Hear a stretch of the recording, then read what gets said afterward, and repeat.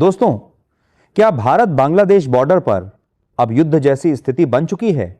आखिर सीमा पर लगी 90 की फेंसिंग को रातों रात उखाड़ फेंकने के पीछे किस बड़ी अंतरराष्ट्रीय शक्ति का हाथ है?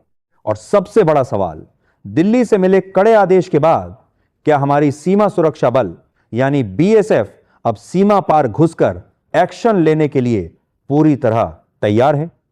आज की इस महा रिपोर्ट में हम उस इनसाइड स्टोरी का पर्दाफाश करने जा रहे हैं जिसने पूरे देश के डिफेंस कॉरिडोर से लेकर राजनीतिक गलियारों तक में हड़कंप मचा दिया है। भारत और बांग्लादेश के बीच की यह अंतर्राष्ट्रीय सीमा हमेशा से ही सुरक्षा के लिहाज से बेहद संवेदनशील और पेचीदा रही है। सालों से इस रास्ते का इस्तेमाल करके असामाजिक तत्व, अवैध घुसपैठिए और तस्कर भारतीय सरजमी पर कदम रखते रहे हैं, जिससे हमारे देश की आंतरिक सुरक्षा को हमेशा एक बड़ा खतरा बना रहता था।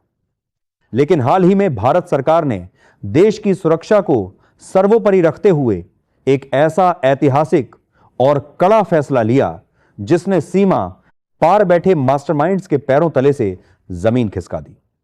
गृह मंत्रालय के सीधे और स्पष्ट निर्देशों के बाद बीएसएफ ने भारत बांग्लादेश सीमा के उन सभी हिस्सों को कटीली फेंसिंग से पूरी तरह से सील करने का काम युद्ध स्तर पर शुरू कर दिया। दोस्तों, क्या भारत बांग्लादेश बॉर्डर पर अब आर पार की जंग शुरू हो चुकी है? आखिर कैसे हमारी जांबाज बीएसएफ ने सीमा पार घुसकर 3 बांग्लादेशी सैनिकों को उनके ही इलाके से उठा लिया? इस दुस्साहस और कड़े एक्शन को देखकर बांग्लादेशी सेना पूरी तरह सदमे में है और वहां के प्रमुख मोहम्मद यूनुस गुस्से से तमतमाए हुए हैं। लेकिन भारत के इस नए और आक्रामक रूप के आगे वे चाहकर भी कुछ नहीं कर पा रहे हैं। आखिर दिल्ली से बीएसएफ को कौन सी खुली छूट मिली है? इस इनसाइड स्टोरी को आगे बेहद गहराई से समझिए। लेकिन पहले आप ये वीडियो किस गांव या शहर से बैठकर देख रहे हैं, कमेंट में जरूर बताइएगा और कमेंट बॉक्स में शटक बीएसएफ लिखना मत भूलिएगा। अगर आप लोग चैनल पर पहली बार आए हैं तो चैनल को सब्सक्राइब कर लीजिएगा। अब आते हैं असली मुद्दे पर। जैसे जैसे कटीली तारों को लगाने का यह काम आगे बढ़ रहा था, वैसे सीमा पार बैठे उन उपद्रवियों और तस्करों के होश उड़ रहे थे जिनका करोड़ों अरबों का अवैध धंधा और घुसपैठ का पूरा सिंडिकेट सिर्फ और सिर्फ इसी खुले बॉर्डर के भरोसे चल रहा था। उन्हें यह साफ साफ दिखने लगा था कि अगर भारत ने इस फेंसिंग के काम को पूरा कर लिया तो उनका भारत में दाखिल होने का सपना हमेशा हमेशा के लिए एक काले ख्वाब में तब्दील हो जाएगा। इसी भारी बौखलाहट और गुस्से में आकर सीमा पार एक बेहद खतरनाक और सोची समझी साजिश रची गई। सूत्रों से मिल रही बेहद पुख्ता और सनसनीखेज जानकारी के अनुसार वहां के कुछ स्थानीय उपद्रवियों और असामाजिक तत्वों ने एक सोची समझी रणनीति के तहत एक बड़ा संगठन बनाया। वे लोग भारी मशीनों, कट्टरों और आधुनिक औजारों के साथ आधी रात के अंधेरे में भारतीय फेंसिंग पर टूट पड़े। देखते ही देखते उन लोगों ने करीब 90 मी के लंबे दायरे में लगी हुई कटीली फेंसिंग के मजबूत तारों को पूरी तरह से उखाड़कर फेंक दिया और सरकारी संपत्ति को भारी नुकसान पहुंचाया। उन उपद्रवियों और उनके आकाओं को शायद यह गलत फहमी थी कि वे इस दुस्साहस को अंजाम देकर बड़ी आसानी से रफूचक्कर हो जाएंगे और भारत हमेशा की तरह सिर्फ कागजी कार्रवाई, कूटनीतिक चिट्ठियों और बैठकों में उलझा रहेगा। लेकिन वे ये पूरी तरह भूल गए कि आज का भारत अपनी संप्रभुता, अपनी अखंडता और अपनी राष्ट्रीय सुरक्षा के साथ रत्ती भर भी समझौता नहीं करता है। जैसे ही सीमा सुरक्षा बल की मुस्तैद पेट्रोलिंग टीम को सुबह इस भारी नुकसान और साजिश की भनक लगी, पूरी अंतरराष्ट्रीय सीमा पर तुरंत ही हाई अलर्ट घोषित कर दिया गया।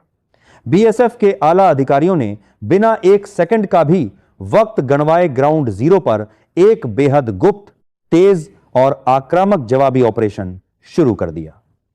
इस क्विक एक्शन के दौरान भारतीय जवानों ने भाग रहे उपद्रवियों को चारों तरफ से घेर कर खदेड़ा और इस पूरी साजिश की कमान अपने हाथों में संभालने वाले 3 बांग्लादेशी कमांडरों को रंगे हाथों दबोच लिया।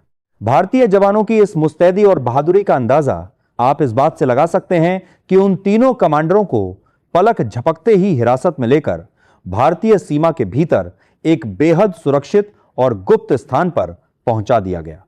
इस वक्त हमारे देश की खुफिया एजेंसियां और बीएसएफ के आला अधिकारी अपने बेहद खास, सख्त और जाने माने अंदाज में इन तीनों से गहन पूछताछ कर रहे हैं। इस पूछताछ का मुख्य मकसद उस असली चेहरे और मास्टरमाइंड का पता लगाना है जिसने इन स्थानीय उपद्रवियों को इतनी बड़ी मशीनों के साथ भारत की सीमा पर भेजने की हिम्मत की थी। इस कड़े और औचक एक्शन के बाद अब सीमा पार के रणनीतिक गलियारों में पूरी तरह से सन्नाटा पसर गया है और वहां के नीति निर्धारकों को समझ नहीं आ रहा है कि वे भारत के इस रूप पर क्या प्रतिक्रिया दें।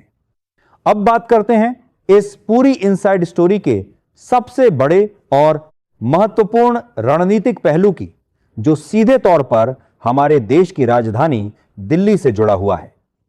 जैसे ही इस 90 किलोमीटर के तार उखाड़े जाने की दुस्साहसिक घटना की विस्तृत रिपोर्ट गृह मंत्रालय की टेबल पर पहुंची, वैसे ही देश के राजनीतिक और सैन्य गलियारों में भारी हलचल शुरू हो गई।